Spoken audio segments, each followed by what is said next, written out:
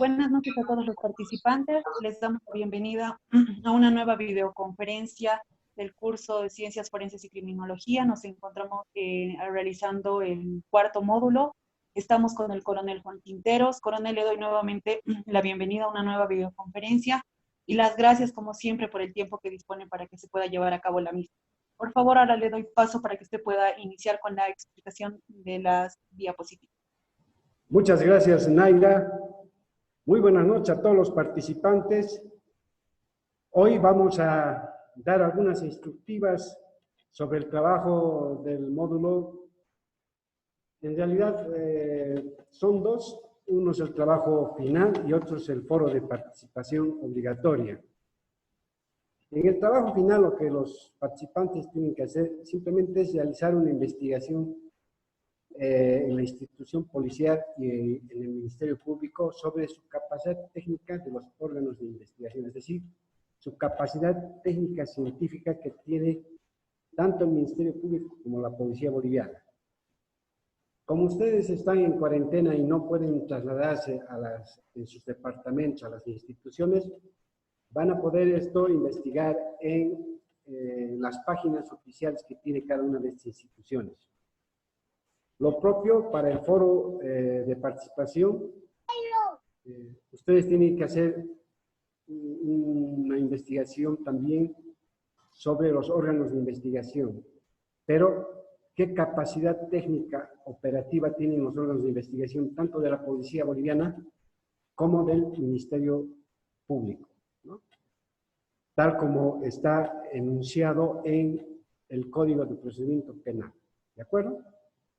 Bien, con esta pequeña aclaración vamos a entrar a un material que les he preparado para el día de hoy, que un poquito va a aclarar de forma concreta algunos términos, sobre todo tomando en cuenta que ustedes han ya llevado el módulo de criminalística. Entonces, para mí es mucho más sencillo. Sé que ustedes me van a entender perfectamente, pero sin embargo, les he preparado este pequeño material que es un resumen de lo que son las evidencias, la prueba, las huellas, los rastros, finalmente para llegar a la prueba. ¿De acuerdo? Bien, Naira, por favor.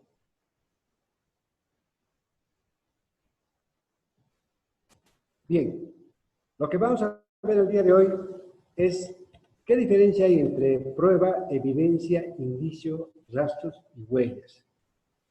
En realidad, les había indicado anteriormente que la escena del crimen es el lugar más importante para el inicio de las investigaciones y para el trabajo de lo que es propiamente la criminalística.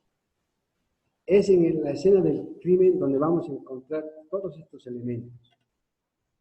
Cada uno tiene sus propias características, sin embargo, en forma general son simplemente seudónimos, pero que tienen una diferente significación.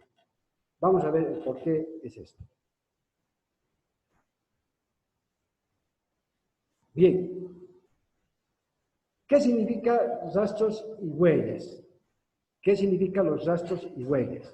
Son vestigios o señales, también ustedes pueden decir, vestigios o señales, que se deja en la escena del crimen, pero muchas veces de forma consciente y otras veces de forma inconsciente o subconsciente, por los autores de un hecho delictivo o a través de su accionar, ¿verdad? O también con personas o personas con cosas o cosas con cosas también. Lo importante es de que nosotros tengamos claro de que estos rastros o huellas objetivamente se recaba en la escena del crimen, en la escena del hecho. ¿De acuerdo? Bien. Los indicios. Los indicios son los actos o hechos o también circunstancias a partir de los cuales se puede inferir la existencia de otros hechos a través del razonamiento y la lógica. ¿Qué significa esto? En otras palabras más sencillas. Significa de que el indicio es lo que nos hace pensar en algo, en que ha ocurrido algo. Pero mucho cuidado en lo que estamos hablando en este momento, porque mucho va a depender. Ustedes recuerdan, en la anterior videoconferencia hemos hablado de la escena del crimen, y lo primero que hace después de que los primeros policías han hecho el acordonamiento del lugar, han dado todas las normas de seguridad, va a llegar el equipo multidisciplinario, es decir, los peritos en criminalística. Una vez que ellos llegan al lugar, inmediatamente van a observar. Y en esta observación es cuando ellos van a poder percibir si van a encontrar rastros, huellas, indicios, evidencias en el lugar. Entonces, los indicios prácticamente es lo que nos hace pensar que ha ocurrido algo. Y les voy a dar un ejemplo para que no pueda ocurrir una confusión. Si ustedes ven una ventana abierta dentro de una habitación, eso sería más o menos un indicio de que alguien ha ingresado por la ventana. Pero si ustedes se acercan a la ventana y ven alguna marca, alguna violencia en uno de los picaportes, entonces eso ya se convierte en evidencia. Pero veamos, por favor, Naira, veamos en qué consiste la evidencia.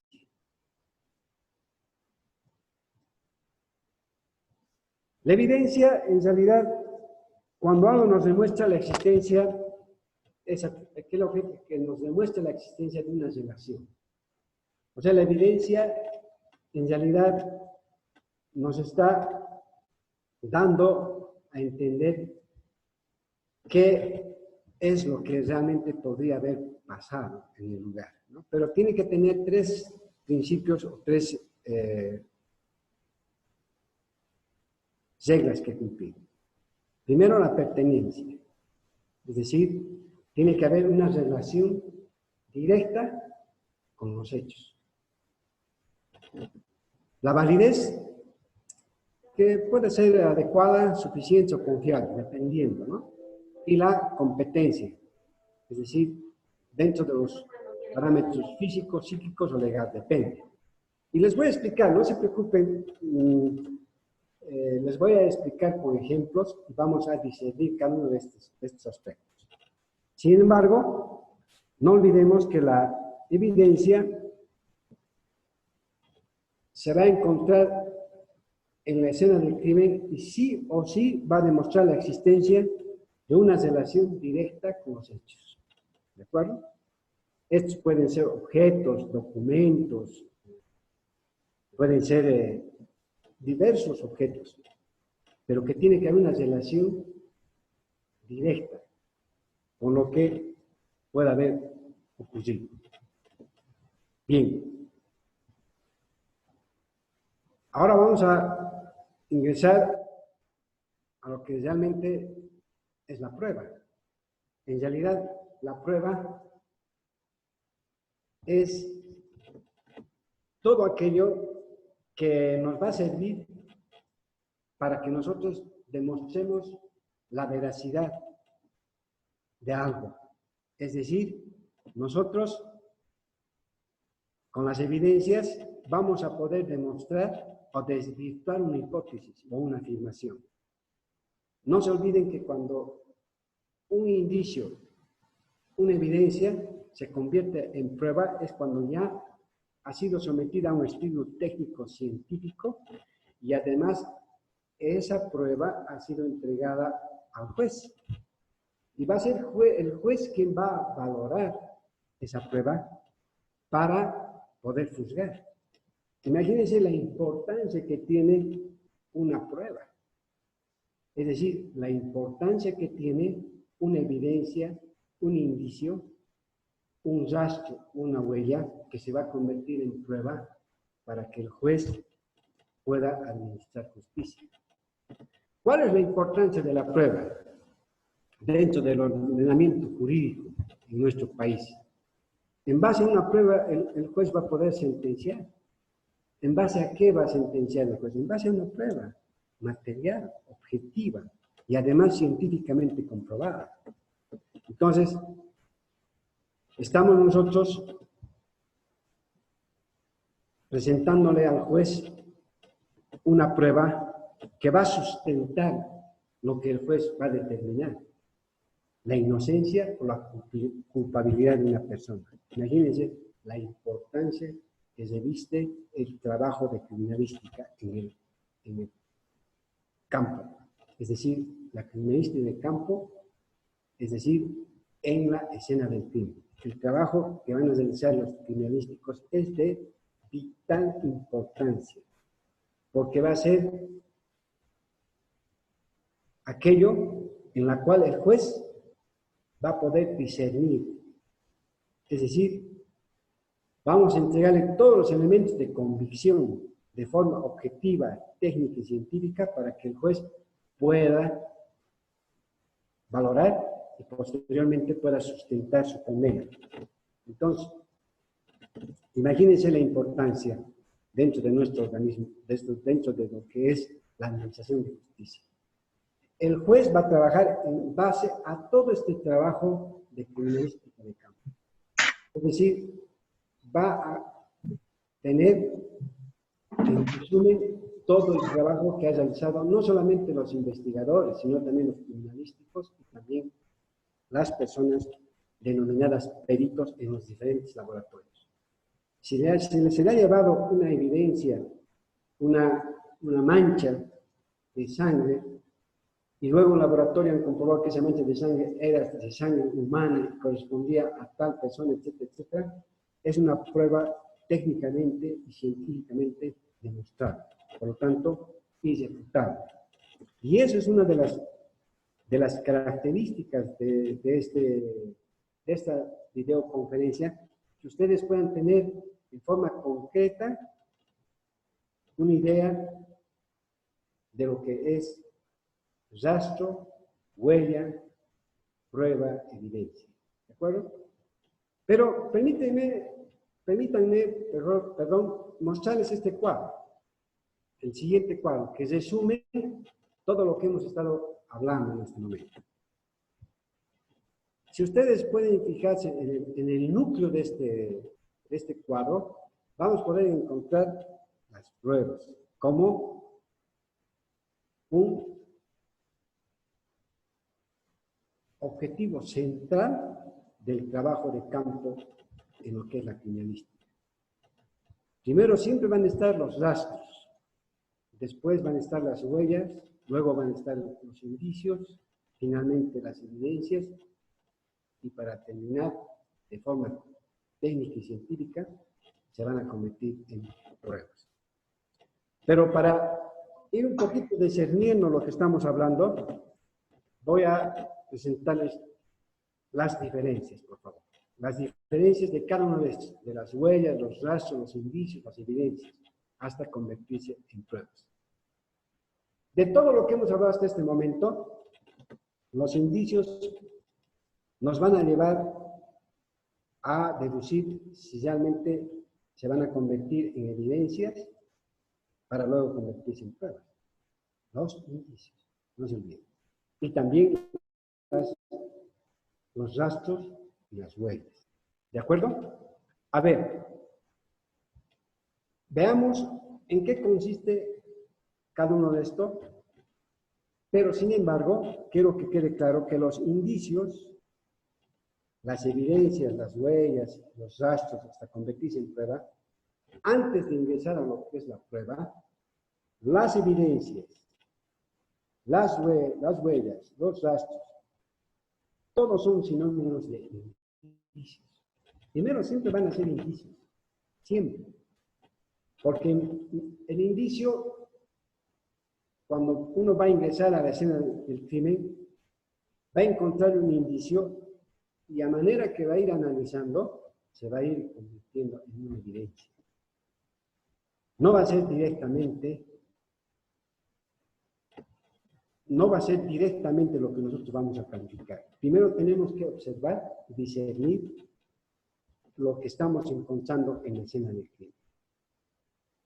Entonces, lo más importante es concentrarnos en lo que son los indicios, porque los indicios nos van a dar las pautas para que podamos encontrar las evidencias. Bien. ¿Qué son entonces los indicios? Por favor. Ya hemos indicado que un indicio es todo aquello que nos permita conocer la existencia de algo.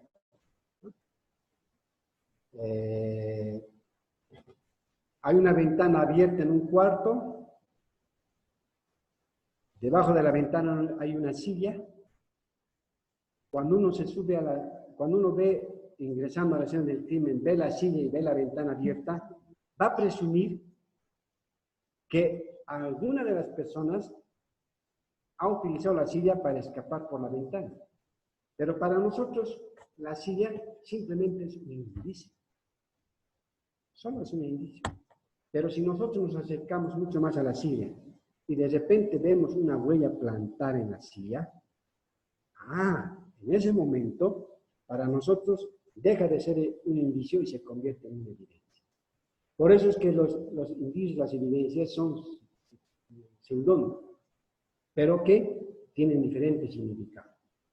Pero dentro de la investigación criminal y dentro de lo que es el manejo técnico de la criminalística, los indicios siempre nos van a llevar a una evidencia, como el ejemplo que les he dado. ¿De acuerdo? Bien. ¿Cuáles son ahora estos tipos de indicios? ¿Cuáles son los tipos de indicios que existen en este mundo de la criminalística? Hay indicios que son determinantes y hay indicios que son indeterminantes. ¿Cuáles son los indicios determinantes? Los indicios determinantes son aquellos que requieren solamente de un análisis minucioso, a simple vista o con lentes de aumento o que guarden relación directa con objeto o persona que los produce. ¿Qué significa esto? No necesitamos hacer mucha observación de mucho tiempo, digamos, ¿no? A simple vista ya podemos nosotros determinar por su naturaleza física, por ejemplo, si encontramos un arma de fuego en la escena del crimen, ya por razonamiento lógico, a simple vista, y la persona tiene un orificio de entrada de arma de fuego en la cabeza, nosotros vamos a presumir en ese momento que esa arma de fuego es un indicio determinante, ¿verdad? Porque guarda relación con el hecho, ¿no es cierto? Y además guarda una relación directa, porque se trata de un arma de fuego y se trata de que el cadáver que nosotros estamos viendo en ese momento tiene un orificio de entrada en la cabeza. O la inversa, encontramos un cuchillo en la mesa que tiene un líquido rojo, que presumiblemente sea sangre, y luego observamos el cadáver y vemos una serie de heridas cortantes, entonces hay una relación directa con el objeto y la persona, ¿verdad? Entonces, estos indicios son indicios determinados. ¿Por qué? Porque hay una relación directa con lo que estamos viendo en ese momento en el lugar de los hechos. Ahora, ¿cuáles son los indicios indeterminantes? Por favor.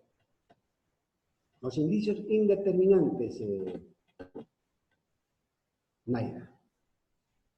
Los indicios indeterminantes son aquellos que sí, lo contrario del anterior, sí, estos ya requieren de un análisis completo para ver su relación, para ver su composición, su estructura de acuerdo a su naturaleza física, ¿verdad?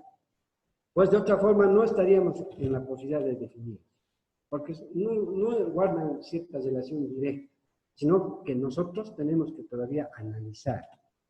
si son o no son objetos que guardan relación con los hechos. Por ejemplo, si encontramos pelos, fibras, semen, orina, vómitos, manchas o cualquier otra huella o rastro en el lugar, no siempre va a ser no siempre va a guardar relación con lo que ha ocurrido. Puede ser de que esos pelos hayan sido, se haya peinado, otra persona, la amiga de la víctima, se haya peinado en el lugar y no guarda relación con la víctima, pero sí, para nosotros, es un indicio. Un indicio que necesariamente tenemos que hacer su análisis. Y si guarda relación con el hecho, entonces para nosotros ese indicio es importante. Y vamos a tomar nota y vamos a proceder a su señalización, es decir, a utilizar una señalética en el lugar donde se encuentra una mancha, una fibra, una sustancia. Entonces, que quede claro que estos indicios pueden ser determinantes o indeterminados. ¿De acuerdo? Bien. Ahí está, para que más o menos ustedes tengan una idea, ¿no?, de lo que son los indicios determinantes y indeterminados. Sangre, dientes, saliva, piel, semen, músculos, huesos, etc. Todo lo que podamos encontrar. Pero, lo que tenemos que tomar muy en cuenta nosotros como profesionales es de que todos estos objetos, todos estos, pueden ser de carácter físico, biológico, etc., tienen que tener relación con el hecho, tienen que guardar relación lógica, una relación directa. O, si no tienen una relación directa, nosotros tenemos que analizar si guarda o no relación. ¿De acuerdo? Bien. Vamos a continuar con lo que son los indicios. Después de los indicios, esto para el aspecto netamente académico, después de que los indicios son determinantes y determinados, también existen los indicios asociativos y no asociativos, que parecería que son lo mismo, pero no es así. Veamos por qué.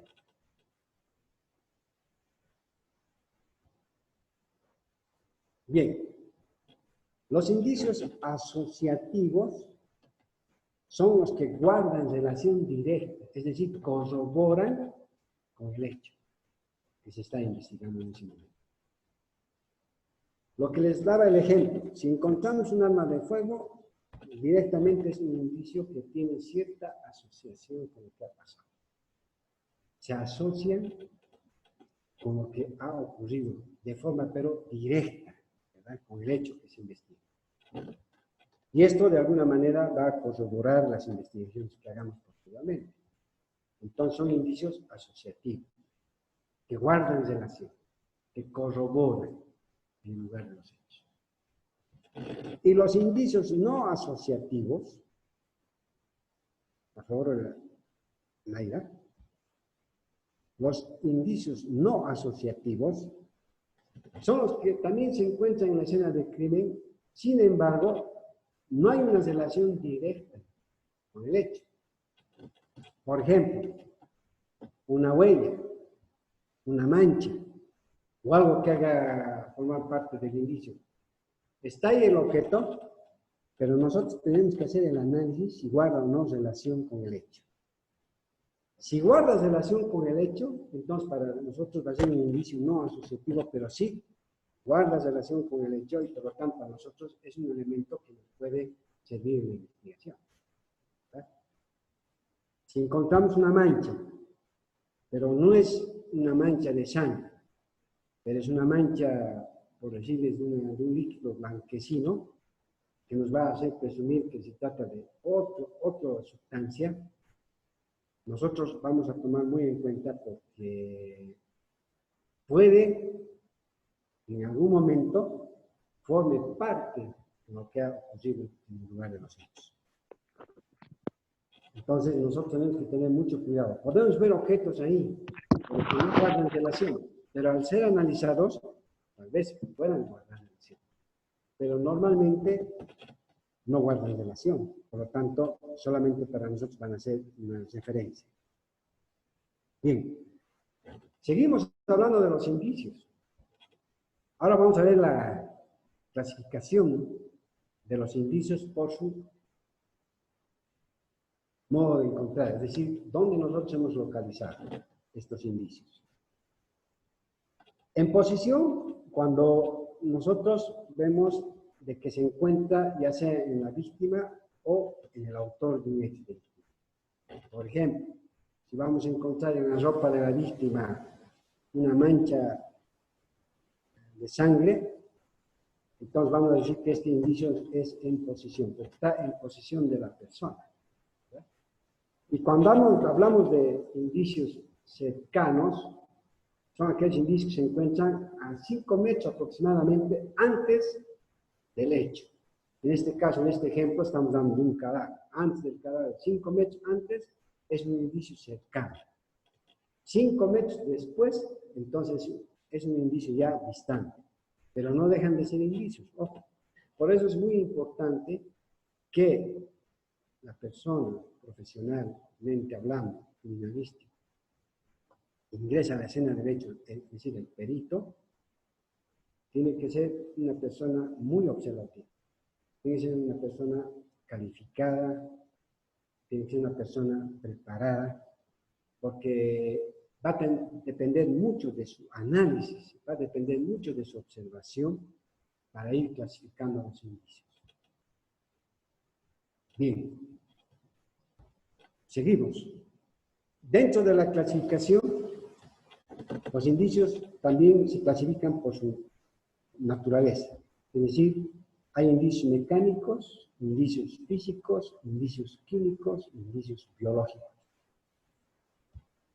Y estos tienen sus características propias. Veamos cada uno de estos en qué consiste.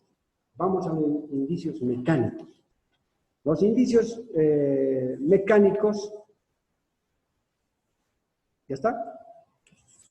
Por favor, Naira.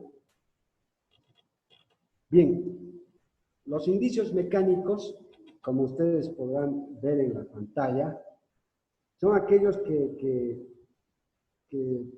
a simple observación nos van a permitir encontrar la lógica de que han sido utilizados con compresión, ¿cierto?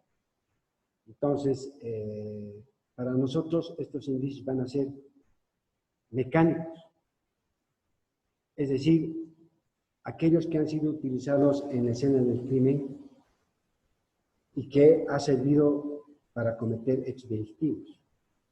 Estos indicios sí tienen un valor irrefutable. ¿Por qué? Porque cuando vayamos a hacer el estudio de laboratorio, seguramente vamos a encontrar elementos que nos hagan presumir que han sido utilizados para cometer el hecho delictivo. Por lo tanto, puestos en laboratorio, nos van a poder demostrar técnica y científicamente los peritos que estos elementos, estos indicios que hemos encontrado, han servido para cometer un hecho delictivo. Luego vienen los indicios físicos. Los indicios físicos, como su nombre está indicando, es aquello palpable, un arma blanca, por ejemplo, un cuchillo, una motosierra, cualquier otro elemento físico que sí guarda relación con los hechos, nos va a permitir indicarle que son indicios de carácter físico. Estos son irrefutables, por supuesto. Y además de que estos indicios, sometidos a un examen de laboratorio, seguramente que van a ser una evidencia contundente para demostrar la autoría de un hecho. Luego están los indicios químicos, ¿no? Y esto me hace recuerdo a la discusión mundial que en este momento está habiendo de que el coronavirus habría sido fabricado intencionalmente en laboratorios. Hay científicos que están afirmando esto. Pero hay otros científicos que están afirmando de que no ha sido creado en laboratorio, sino que son virus que han sufrido una mutación en la naturaleza. Entonces, seguramente los científicos van a poder demostrar, ¿no?, si han sido utilizados de forma biológica o de forma intencional, con la mano del hombre, utilizando algunos químicos, etc. Eso nosotros seguramente vamos a conocer más adelante, pero en muchos hechos delictivos se han utilizado, ¿no?, indicios químicos y indicios biológicos.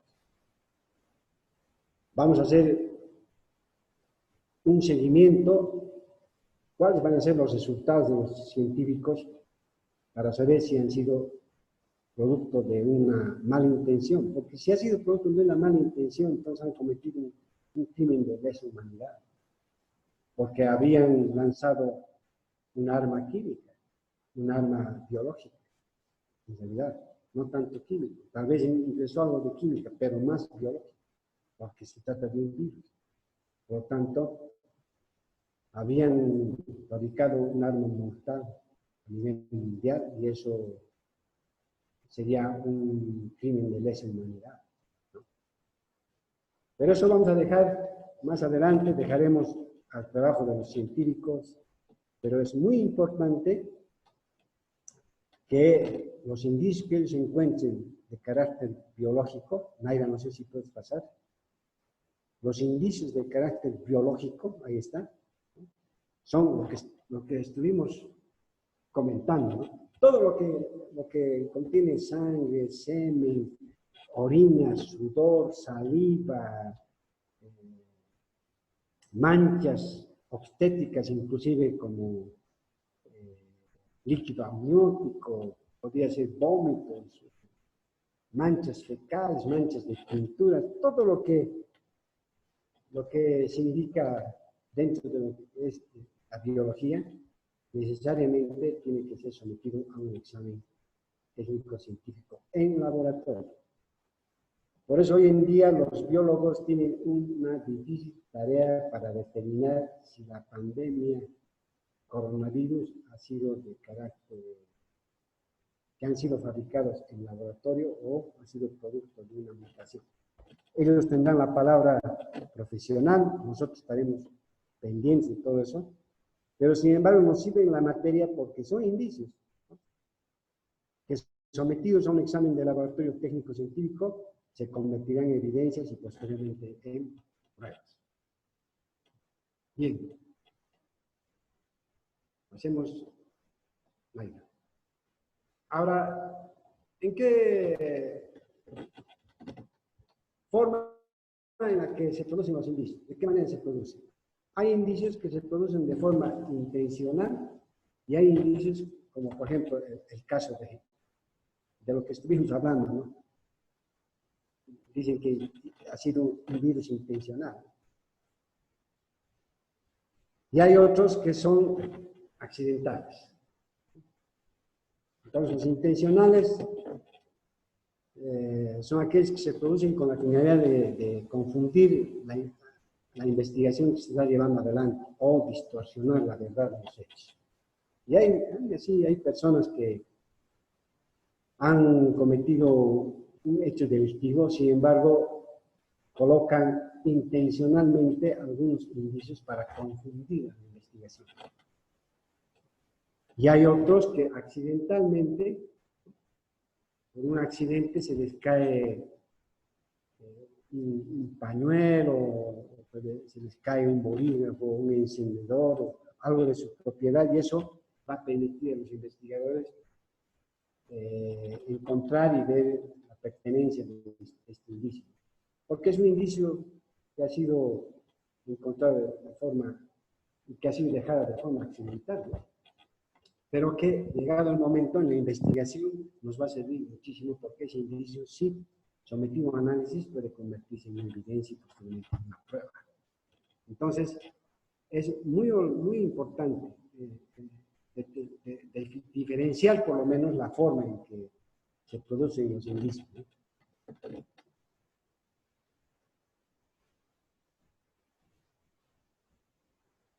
Bien, Lockhart, uno de los criminalísticas más importantes de su época, tiene un principio cuando hablamos del intercambio de los indicios. Dice que cuando se produce la comisión de un hecho delictivo, en un porcentaje muy alto, el 99,9 indica, ¿no?, en su libro, se produce un intercambio de indicios entre la víctima y el autor del hecho. Normalmente esto sí se puede corroborar en una violación, porque sí, se han encontrado y se ha cumplido esto del principio de intercambio. Y es uno de los principios también de criminalística, el principio de intercambio. Y ha sido basado en lo que ha propuesto Edwin Lockhart. Y se cumple en algunos hechos delictivos. Sí hay ese intercambio. Casi en la mayoría, por no decir en un 100%. Pero hay hechos delictivos en que muchas veces no se cumple este intercambio. Pero normalmente, la experiencia que yo tengo es de que casi es un 100% de este intercambio. En cualquier hecho delictivo. Bien. ¿En qué consiste este intercambio? Está ahí el lugar de los hechos, el lugar de la escena del crimen, está la víctima y está el autor. Entonces hay una especie de transferencia, de indicios. Un violador, por ejemplo, puede llevarse parte de cabellos de la víctima, como el que la víctima, si le araña el rostro, puede quedarse con parte de la dermis del autor, o finalmente con manchas de sangre. O finalmente, si ha sido una violación consumada, se puede encontrar también líquido seminal. Entonces, es una transferencia que se realiza en el momento que se comete el hecho delictivo. Hay una transferencia de indicios, y eso es la teoría de la transferencia. Bien.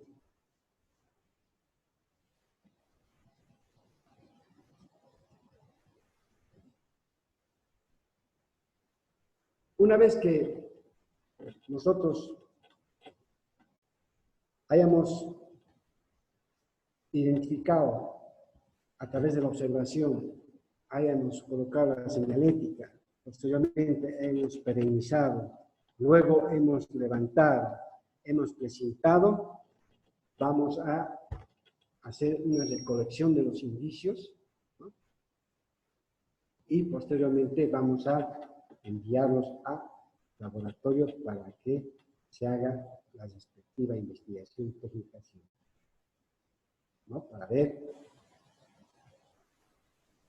de forma contundente de que estos indicios son evidencias claras, objetivas, y que además van a ser prueba suficiente para esclarecer un hecho delictivo. Entonces, vean ustedes la importancia que tiene esto de los indicios, que a un principio parecían que se confundían con las evidencias y las pruebas, o que se confundían con las huellas o rastros. Simplemente son seudónimos, pero que tienen diferente apreciación, diferente significado. Sin embargo, nos lleva a un mismo puerto.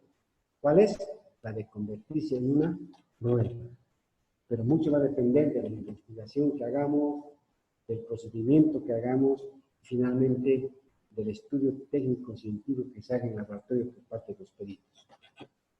Entonces, era importante, estimados participantes, aclarar esto de los indicios y evidencias, porque es lo que da, es toda,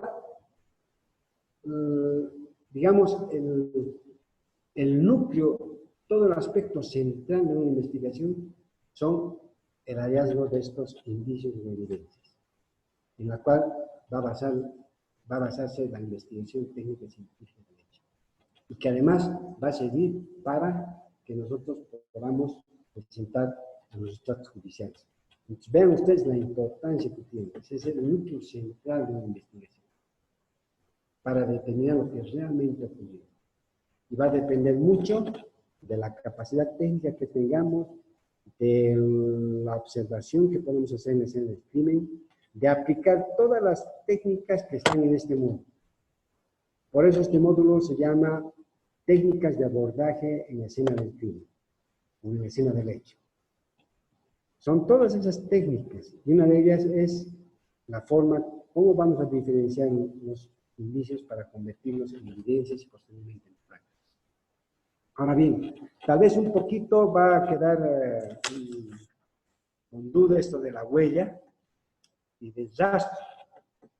Las huellas y los rastros son objetivamente los que se recaba definitivamente en la escena del hecho. Pero ojo, hay huellas digitales, hay huellas plantares. Entonces, también tenemos que diferenciar de las huellas. Ya en criminalística ustedes han visto cómo se encuentra una huella digital. Cuando se encuentra una huella digital, cómo se va a aplicar la dactiloscopía, cómo se va a hacer el delegado de una huella, el levantado de una huella, posteriormente el traslado, etcétera, etcétera. Ustedes ya han llevado eso en criminalística, pero sin embargo vale la pena un poquito recordar, ¿no?, que hay huellas dactilares, hay huellas plantares, ¿no?, de calzados, de neumáticos, ¿no? Y en esto del neumático tienen que tener mucho cuidado. ¿Por qué? Porque cuando se encuentra una huella de neumático, ¿cuál va a ser el rastro? El rastro, justamente, el rastro va a ser, pues, aquello que deja la llanta, la huella que deja la llanta, para nosotros va a ser ese rastro. Y muchas veces a través del rastro y de la huella de la llanta se ha podido identificar el vehículo en el cual estaban los sospechosos o el autor de un hecho delictivo. Se ha podido identificar la marca y todas las características del vehículo, ¿no? Entonces es importante. Además, esa huella nos va a poder dar el rastro. Cuando nosotros analizamos el rastro de esa huella, nos va a poder indicar a qué dirección se ha dirigido el vehículo, porque ha dejado ese rastro. La huella del neumático ha dejado ese rastro. Con este ejemplo estoy dando esa diferencia de rastro y huella. Pero es importante hacer estas diferencias, que ustedes, por supuesto, han vivido ampliamente en lo que era criminalística. Nosotros, en este módulo de lo que es el abordaje a la escena del crimen, estamos viendo de forma general todas esas técnicas que posteriormente nos van a ayudar muchísimo en nuestra formación profesional, porque ya vamos a tener la idea concreta en qué consiste la importancia, sobre todo, en qué consiste la importancia de lo que es la escena del crimen. Y por favor, para aquellos profesionales que son fiscales, policías, inclusive abogados, tomen muy en cuenta. La escena del crimen efectivamente es el manantial de todo lo que les va a proporcionar. Si ustedes pueden observar una escena del crimen, van a poder encontrar muchos indicios que se van a cumplir evidencias, y tal vez, si ustedes hacen un buen trabajo en la escena del crimen, tal vez van a poder resolver en muy pocas horas. Todo va a depender del trabajo investigativo que hagan. Bueno, hasta aquí hemos hablado un poco de lo que son los indicios, las evidencias, los rastros, las huellas, etc. Creo que hemos podido, de alguna manera, repasar de forma general, porque la verdad que son temas muy amplios.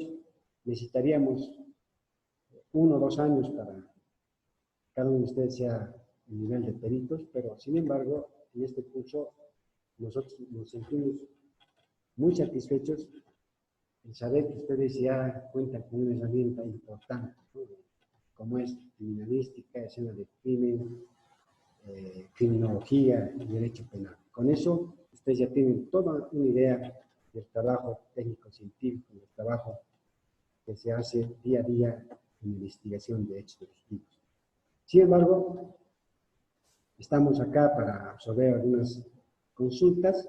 Vamos a acceder a unas cuantas consultas para poder terminar esta videoconferencia. Y como les he dicho a un principio, no se hagan problemas del trabajo y del foro. Son cosas muy sencillas. Simplemente es investigar a través de las redes que tienen las instituciones cuál es la capacidad técnica y científica que tiene el Ministerio Público de la Policía Boliviana, y en el otro es determinar, ¿no?, hasta qué punto se ha desarrollado los órganos de investigación y demás instituciones. No es muy difícil, simplemente es sentarse en la computadora, entrar a Google, navegar, investigar. Les deseo toda la suerte, porque es una cosa muy sencilla y yo sé que van a encontrar sorpresas. Y van a ver que en Bolivia aún nos queda mucho por hacer. Bien. Así, coronel, muchas gracias por la explicación.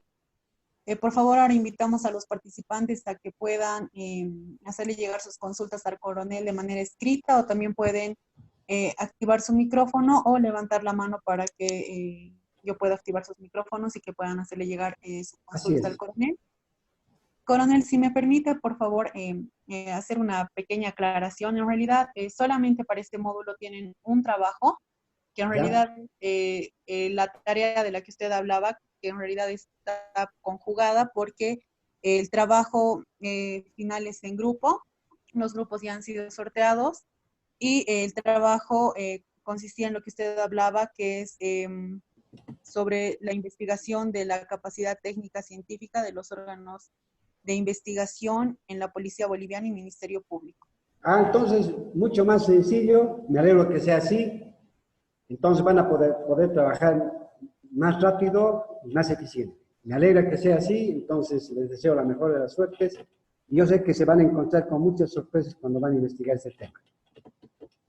Muchas gracias, coronel. Voy a pasar, por favor, a leer la consulta de la doctora Tercero. Nos dice, diferencia concreta entre indicios y rastros o huellas. Muy bien. Mire, como hemos dicho a un principio, el rastro, en realidad, cuando estamos hablando de rastro, el rastro se constituye en todo indicio o pista que da respuesta a cómo se ha cometido el crimen y el motivo. Ese es el rastro. Les daba el ejemplo de la huella de un neumático, ¿no es cierto? La huella de un neumático vamos a encontrar en el pavimento, pero el rastro es la marca. El rastro nos va a dar la dirección a dónde se ha dirigido el automóvil o cuánto de freno ha tenido en un accidente de tránsito, por ejemplo, con muerte de personas. Vamos a determinar a través de la ingeniería del tránsito, vamos a poder determinar a través del rastro a cuánto de velocidad iba el vehículo en el momento que frenó, porque el rastro nos va a indicar la dirección y la huella nos va a indicar el freno, o sea, la velocidad que utilizó ese vehículo. Entonces, no sé si me he entendido en ese ejemplo. Sin embargo, le voy a dar otro ejemplo para que un poco quede más claro el tema. Por ejemplo, las heridas por arma blanca. Cuando se encuentra un hecho delictivo producido por armas blancas en una persona, la víctima, por la dirección, permite saber si el autor es zurdo o es diestro, ¿no?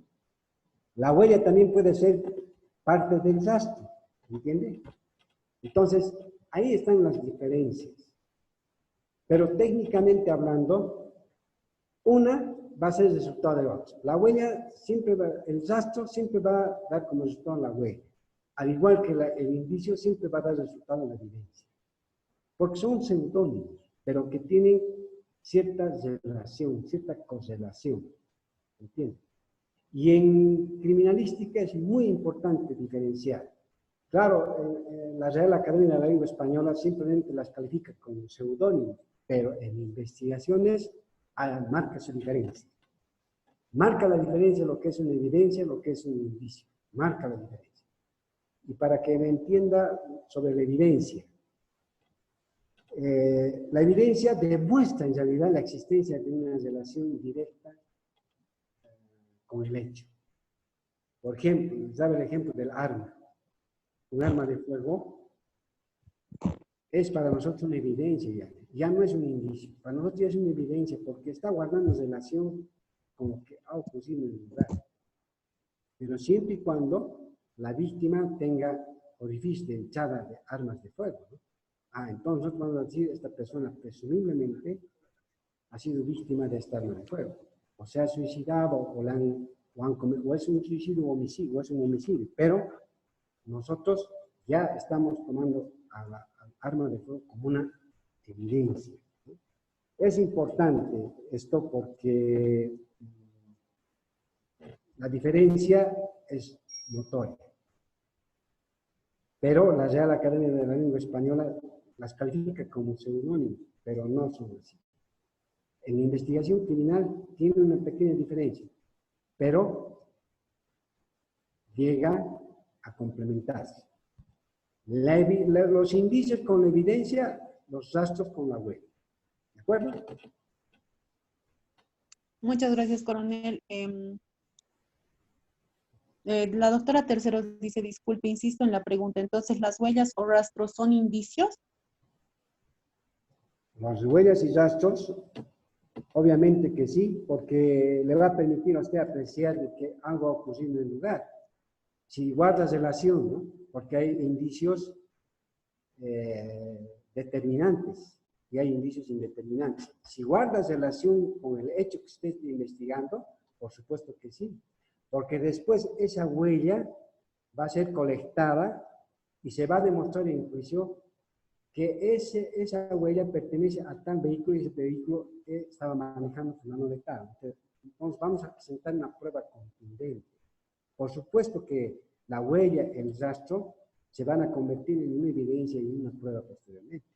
Por supuesto que llegan a ser también indicios, porque va a depender mucho de la observación que usted haga, ¿no? En el lugar.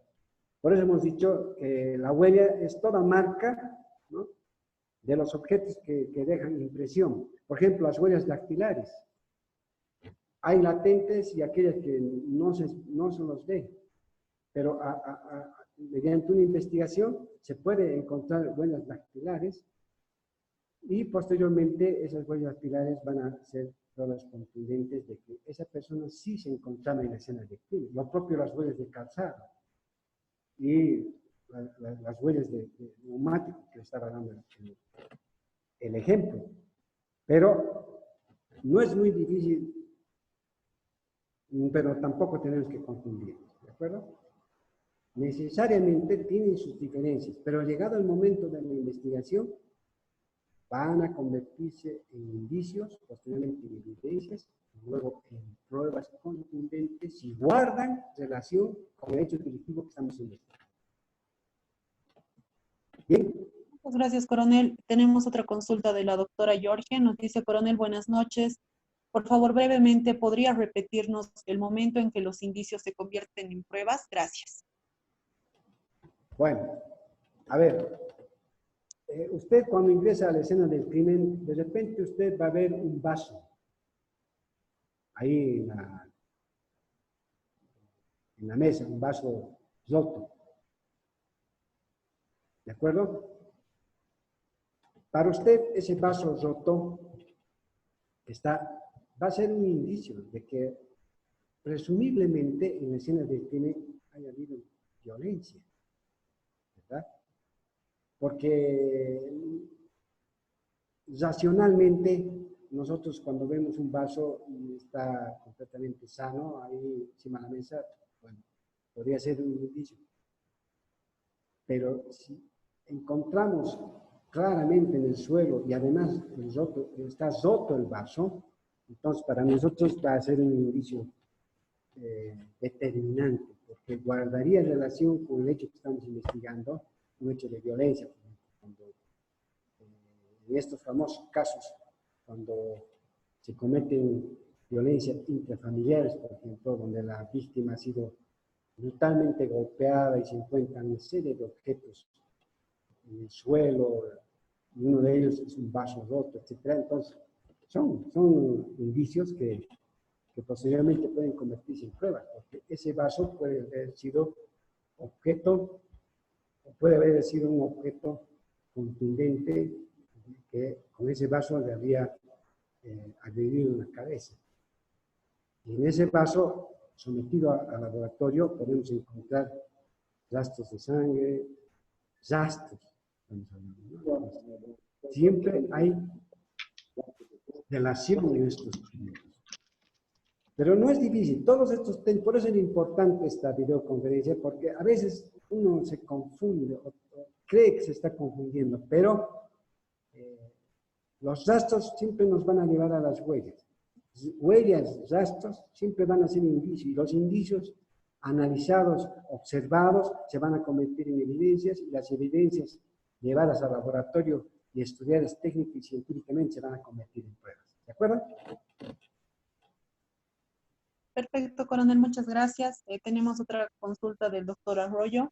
Nos dice, ¿el mejor método para obtener una huella digital es el polvo revelador o existe otro método más efectivo? Mire, actualmente la ciencia nos ha demostrado que los polvos reveladores evidentemente son un instrumento que es muy utilizado por los criminalísticos y además contundente, ¿no? Porque cuando se levanta una impresión digital y se la conserva, tiene una nitidez muy importante a la hora de hacer el estudio de las huellas dactilares. Pero ahora, con lo moderno, con lo que ahora están utilizando en muchas universidades y en el mundo de lo que llaman ahora, llaman evolución de la ciencia, llaman evolución de lo que es la ciencia, están encontrando ahora realmente importantes equipos, no encontrando, sino han fabricado y están comprando en realidad las policías científicas.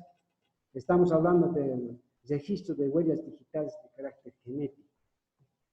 Ahora, no solamente, ahora la técnica está en el revelado con polvo reactivo, sino ahora, aparte de eso, están encontrando las huellas digitales genéticas, ¿no? A través del ADN. Entonces, eso es ya con equipos más avanzados tecnológicamente, y eso obviamente está facilitando mucho el trabajo de los investigadores, de los científicos, porque está permitiendo, ¿no?, identificar rápidamente al autor de un hecho delictivo. Entonces, están utilizando varias técnicas modernas actualmente. Tal vez, si alcanza el tiempo, en otro momento podemos hablar de los últimos adelantos tecnológicos en la escena del crimen. Nosotros, obviamente, solamente vamos a darles como referencia porque no contamos con los equipos. Solamente hay estos equipos en algunos países, no todos los países, especialmente latinoamericanos, cuentan con estos equipos, porque son muy caros y además son de reciente data. Entonces, pero sí, por ejemplo, los macrocomparadores balísticos ya no solamente hacen pruebas de balística, sino también hacen de fibras, pelos y huellas también. Entonces son macrocomparadores que están al servicio de la investigación, pero que son saltos importantes, ¿no?, de lo que es la ciencia y la tecnología. Entonces, no son los únicos métodos esos, ¿no? También le comento a la participante de que están pudiendo esclarecer hechos delictivos a través de lo que es la adrenalina, de lo que es el cetato del robot genético, ¿no? También están utilizando ese aspecto. Y otro tema que me ha llamado la atención es palinología, se llama, técnica de la palinología, que consiste en que la policía alemana, por ejemplo, utilizando este método, cuando ha habido hechos delictivos en escenarios abiertos donde hay pasto, jardines, entonces están haciendo un estudio de los zapatos de los sospechosos y están pudiendo extraer el polen genético de las flores, de las pisadas que ese tenis ha podido captar, para luego hacer el estudio y determinar contundentemente que el autor de este hecho sí estaba en el lugar. Y así, sucesivamente, podemos ir comentando algunos adelantos tecnológicos que está habiendo hoy en día en el mundo de la tecnología, pero que saca provecho los institutos de investigación, especialmente de la policía, ¿no? Los cuerpos policiales son los que más se están beneficiando en el campo técnico-científico, porque son estas instituciones, las policiales, las que investigan los hechos delictivos. Muchas gracias, coronel. Tenemos otra consulta del doctor Chuy. Nos dice, buenas noches, coronel. Muchas gracias por los conocimientos impartidos en este curso. La pregunta es la siguiente. ¿En qué momento de la etapa de investigación un indicio pasa a tener la denominación de evidencia? Muchas gracias. Muy bien. Ustedes saben muy bien que en investigación criminal hay varias etapas, ¿no? La etapa preliminar, especialmente la investigación preliminar.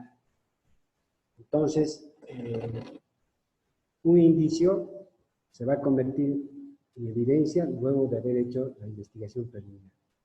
Porque lo que les había explicado a ustedes es de que nosotros cuando llegamos a la escena del crimen hacemos una observación. Supongamos que nosotros ya somos los asignados, estamos con el equipo multidisciplinario, fiscales, investigadores, y nosotros somos los peritos. Somos peritos en la escena del crimen.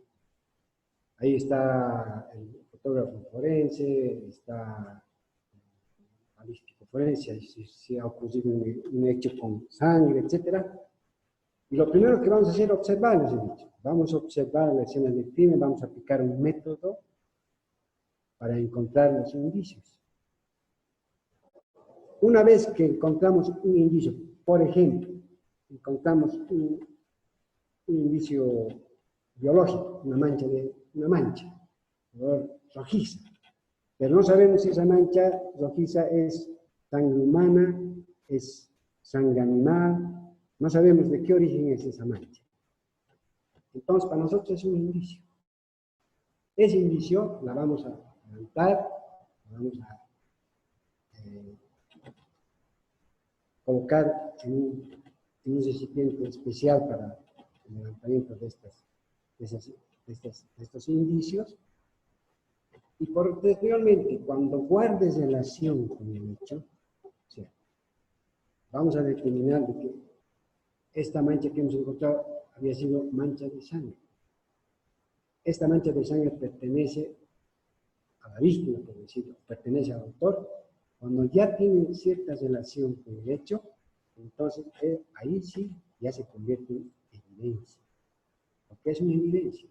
Ahora, esta evidencia que tiene directa relación con el hecho, vamos a someter esta mancha de sangre, la vamos a someter al laboratorio, y en el laboratorio científicamente nos van a demostrar que esa sangre pertenece a la víctima o que pertenece al autor. Entonces ya estamos entrando a un nivel de una evidencia contundente que va a servir como prueba para demostrar que el hecho delictivo ha sido cometido por esta persona porque se ha encontrado su sangre en el lugar de los hechos. Por dar un ejemplo, ¿no?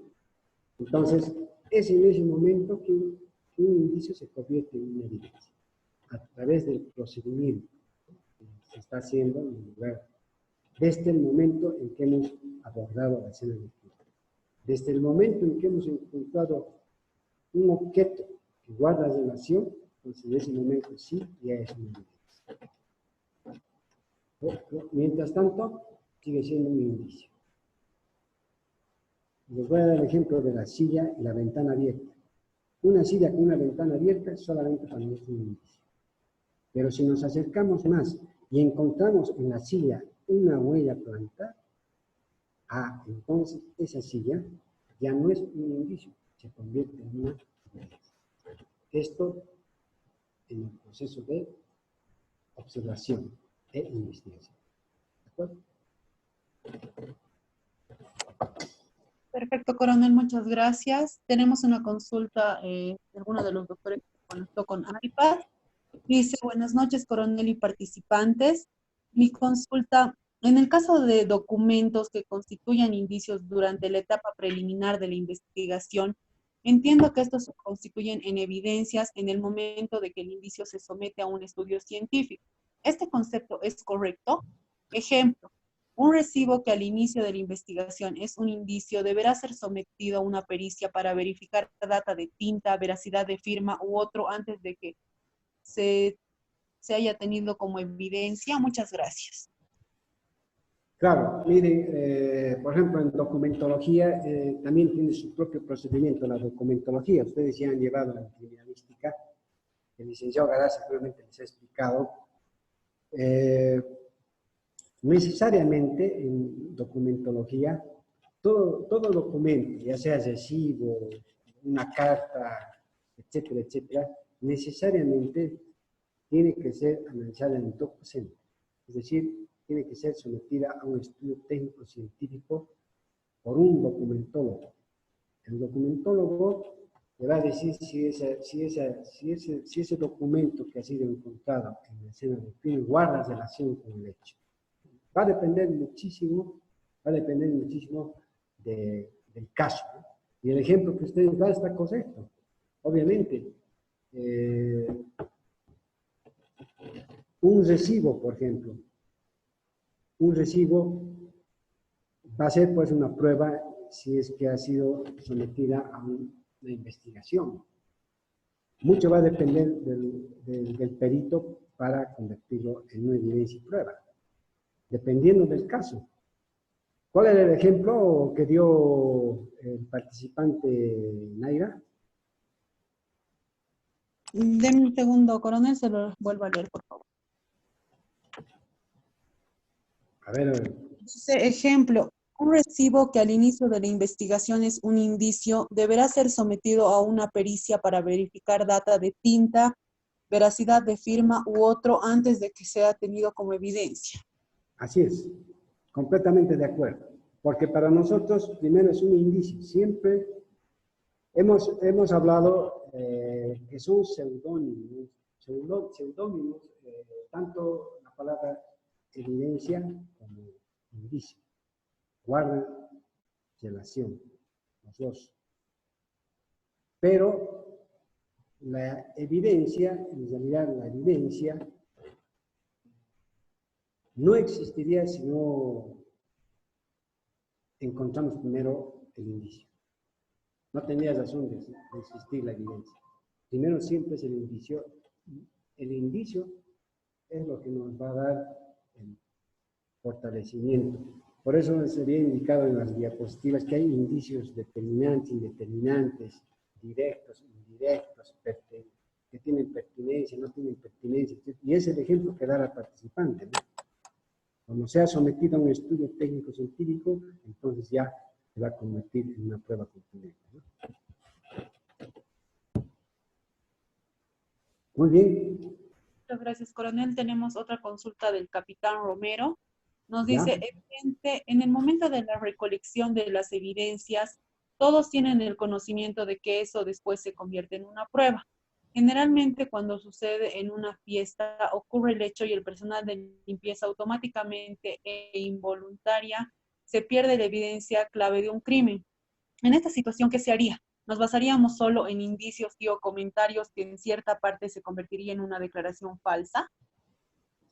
En realidad tenemos que tener nosotros como investigadores del caso tenemos que tener muchísimo cuidado con la información que recibimos. El capitán indica de que ha sido una fiesta, pero el personal de aseo tuvo acceso al lugar y es probable que hayan destruido las evidencias. Es probable.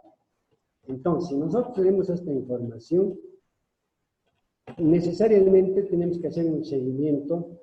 Si es importante, sobre todo, encontrar algunos indicios y evidencias, necesariamente tenemos que hacer un seguimiento a dónde fue localizado la basura que se tiraron de ese espacio.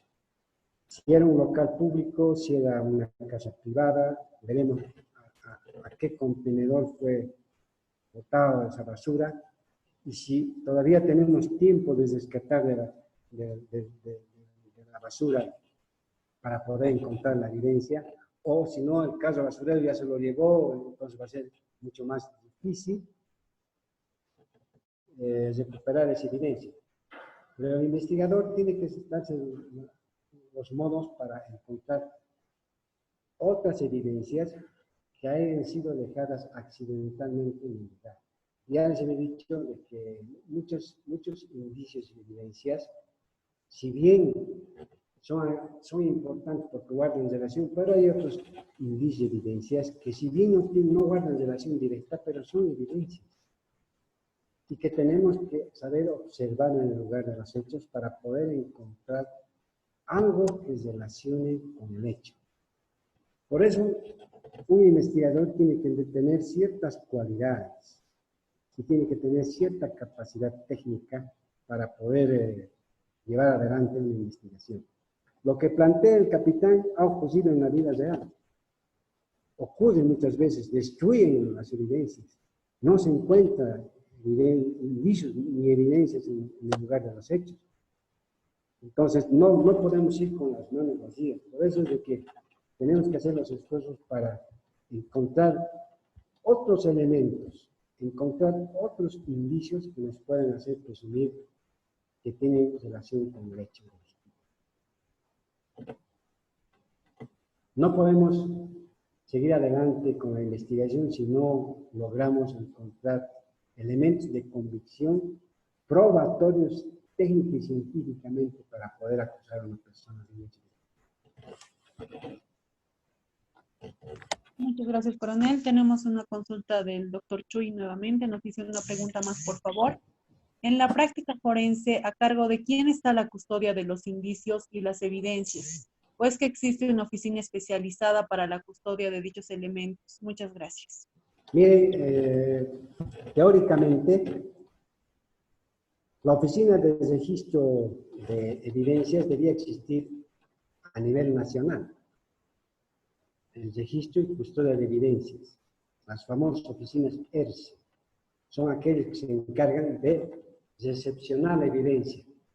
Obviamente, al momento de recepcionar la evidencia, hay un acta de la fecha, la hora, el número de casos, etcétera, etcétera, que es entregado al laboratorio, al recepcionista, que es otra persona técnica en ERSE. ERSE significa Registro y Custodia de Evidencias, ¿sí? Esta oficina de registro y custodia de evidencias, como su nombre lo indica, es para hacer la recepción y custodiar la evidencia. Hasta que nuevamente el ERSE salga al laboratorio. Pero lastimosamente en Bolivia solamente existe ERSE en La Paz y Cochabamba, oficinas que tienen las condiciones mínimas para hacer ERSE. Pero también la policía tiene otra en la ciudad de La Paz. Pero a nivel nacional es el problema. En los demás departamentos.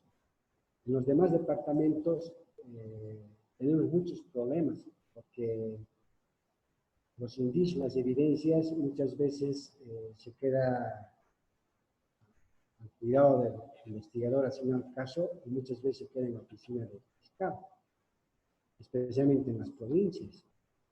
Entonces, es de vital importancia que existan estas oficinas de registro de evidencias, pero a nivel nacional. para no sufrir extravío, daño o contaminación de las semillas. Porque hoy en día los abogados ya son más acuciosos, son más técnicos. Y muchas veces han hecho caer los casos cuando han sido minuciosos, ¿no? Si se ha cumplido o no la cadena de custodia. Y ellos han exigido que se demuestre científicamente que es el indicio o la evidencia que están presentando es la que se ha encontrado en la célula. Entonces, hay que tener muchísimo cuidado hoy en día en el manejo de las evidencias. Y obviamente la oficina que se encarga de esto es la Oficina de Registro y Custodia de Evidencias, famosos ERSI, para contestar a nuestro participante. Muchas gracias, coronel. Tenemos otra consulta de la doctora Webe. Nos dice, buenas noches, coronel. Tu criterio respecto a un tipo de alcotest soplado de ojo que efectúan los oficiales de tránsito. ¿Serían indicios, evidencias o pruebas? ¿Y qué valor tiene al momento de determinar la culpabilidad en un hecho de tránsito? Mire, es una pregunta muy interesante, porque hoy en día tenemos serias dificultades respecto a los accidentes de tránsito, especialmente aquellos que han sido producidos por estado de ebriedad. ¿Por qué? Porque no contamos con laboratorios clínicos a nivel nacional. Los órganos de investigación de la Policía y el Ministerio Público no cuentan con laboratorios clínicos a nivel nacional. Entonces, ¿qué hace la Oficina de Tránsito? Una vez que atiende el caso, utilizan las alcoholemias, que son unos dispositivos desechables. Ahí encuentran el grado de alcoholemia y normalmente utilizan laboratorios particulares. Los envían a los autores de los accidentes de tránsito a laboratorios particulares. ¿Y qué hacen muchas veces los laboratorios particulares? Hacen una transacción de acuerdo. Y luego le hacen aparecer al conductor sin alcoholemia. Porque esas alcoholemias que utiliza la Oficina de Tránsito solamente son referenciales, ¿no? Son referenciales. Pero el que tiene validez en los estratos judiciales es aquellos que se han tomado en laboratorio, para que demostrar técnica y científicamente que la persona estaba bajo efecto del alcohol. Pero como le digo, en Bolivia no tenemos laboratorios clínicos a nivel nacional, por lo tanto, los organismos operativos de tránsito están haciendo uso de laboratorios particulares, y ahí ocurre cualquier cosa. Como también algunos laboratorios particulares proceden correctamente, pero hay otros que no, especialmente en Santa Cruz. Entonces es un tema pendiente de solucionar, porque no tenemos pues, laboratorios clínicos, ¿no? Y obviamente eso perjudica en la investigación. Perfecto, coronel, muchas gracias. Muy bien. La doctora Webe nos dice, dice, si yo quiero estudiar criminalística a nivel superior, ¿qué institución me recomendaría usted? Lastimosamente, para nuestra participante, en Bolivia no existe una unidad académica universitaria que dé el título de licenciado en criminalística. Lastimosamente, no hay ninguna universidad que da el título de licenciado en criminalística en Bolivia. Pero sí hay cursos de posgrado, ¿no? De criminalística y cursos de posgrado. La Universidad Policial da cursos de posgrado, pero solamente para los miembros de la policía. Entonces, es un tema también pendiente para que las universidades puedan revisar sus mallas curriculares y pueda, digamos, haber licenciados en criminalística, porque en Bolivia hace falta. Existe en la policía mucho personal capacitado y que tienen el título de licenciados en criminalística. Pero no hay, como dijera, no existe, digamos, una universidad en Bolivia, lastimosamente. pero sí en Argentina y en otros países sí existe la licenciatura en criminalística. Perfecto, coronel, muchas gracias por la aclaración. Hemos terminado de responder todas las consultas de los participantes, así que si usted está de acuerdo podemos dar por concluida la videoconferencia. Simplemente lo único que me queda es agradecer a todos los participantes. Quien les habla simplemente quiere dar un panorama general de lo que es esta materia tan apasionante como es criminología, criminalística y dentro de la criminalística de campo como es la escena del crimen, pero simplemente de forma general. Sin embargo, el material que les hemos proporcionado está completo, van a poder ustedes tener acceso y adquirir más conocimientos, ¿no? Yo me encuentro muy satisfecho porque he recibido muchas llamadas de los participantes con mucho interés para esta ciencia y ojalá las universidades en Bolivia puedan aperturar carreras de licenciatura en criminalística, ¿no? Sería muy importante para poder tener recursos humanos en Bolivia. Que no solamente la policía tenga licenciados en criminalística, sino también otras personas para que puedan trabajar en las instituciones que hacen mucha falta, hacen muchísima falta. Ustedes se van a dar cuenta cuando hagan la investigación. De todas maneras, estamos yendo adelante. Ojalá que tengamos días mejores y podamos contar ya con laboratorios de criminalística y clínica a nivel nacional, tanto en la policía como en el ministerio. Porque de no ser así, van a ver que van a tener serios problemas. Yo he vivido en carne propia, por eso es de que me atrevo a ser así tan objetivo y contundente en este tema. Sin embargo, les agradezco, que tengan muy buena noche y ojalá que Bolivia tenga días mejores con esto de la pandemia. Bueno. Perfecto, coronel. Hacemos el agradecimiento a nombre de Inter Academy, de los participantes. Usted sabe, y hablo a nombre de Inter Academy, que para nosotros es muy importante poder contar con su participación en este tipo de cursos, debido a la vasta experiencia que usted tiene. Así que hago extenso el agradecimiento a usted por tener nuevamente el tiempo disponible para que se pueda llevar a cabo estos módulos. Y bueno, desearle todo lo mejor en estos días que estamos pasando tan difíciles, y como siempre agradecidos por todo el conocimiento que ha podido compartir con los participantes. Muy bien, muchas gracias, Naira. Algunos participantes están pidiendo el correo electrónico.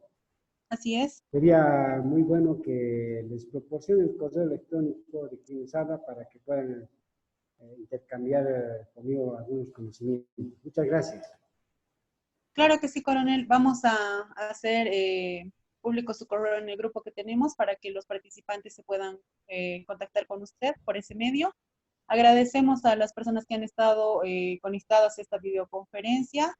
Les recordamos, por favor, que la actividad que tienen realizada para elaborarse en grupo la tienen que presentar hasta el próximo martes, con un plazo hasta las 23:59. Y bueno, nuevamente las gracias a usted, coronel. Agradecemos a todas las personas. La videoconferencia ha sido grabada y va a ser colgada posteriormente en plataforma para su revisión. Agradecemos a todos nuevamente. Tengan un excelente feriado y un fin de semana. Bueno, que sea hasta una próxima.